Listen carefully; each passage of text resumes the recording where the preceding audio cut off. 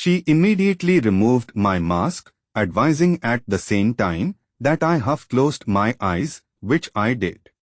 Light filtered through my lower lids, and after a time, I was able to open my eyes normally.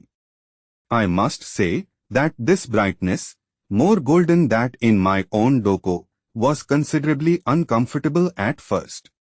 I was most curious now, especially since Thao, who was usually very free and without protocol in her relations with everyone, seemed to have abruptly changed in her manner.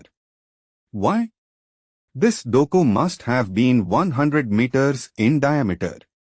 We headed directly, although more slowly, for the center, where 7 seats, each occupied, were arranged in a semicircle. The occupants sat as though petrified, and, at first, I thought them to be statues. In looks they resembled Thao, although their hair was longer and their facial expressions more serious, giving them the air of being older. Their eyes seemed to be illuminated from within, which was somewhat disturbing. What struck me most of all was the golden hedge, even stronger here than outside, which seemed to concentrate in halos around their heads.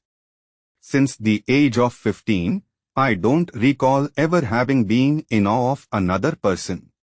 No matter how grand a personage, no matter how important he or she was, or thought they were, I have not felt intimidated by position, neither have I had qualms about expressing my opinion to anyone.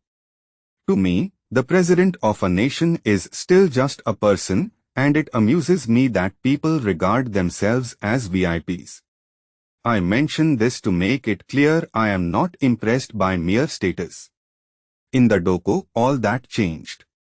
When one of them raised a hand to indicate Thao, and I should each take a seat facing them, I was indeed awestruck, and the word is feeble. I could not have imagined it possible that such radiant beings could exist. It was as though they were on fire inside and emitting rays from within. They sat on block-like seats, fabric-covered, with straight backs.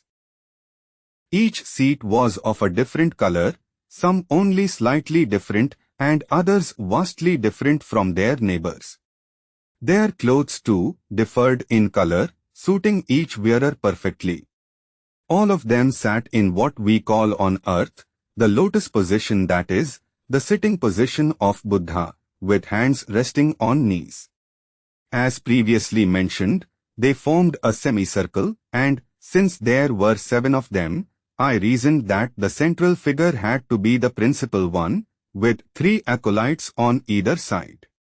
Of course, at the time, I was too overcome to note such details. It only occurred to me later.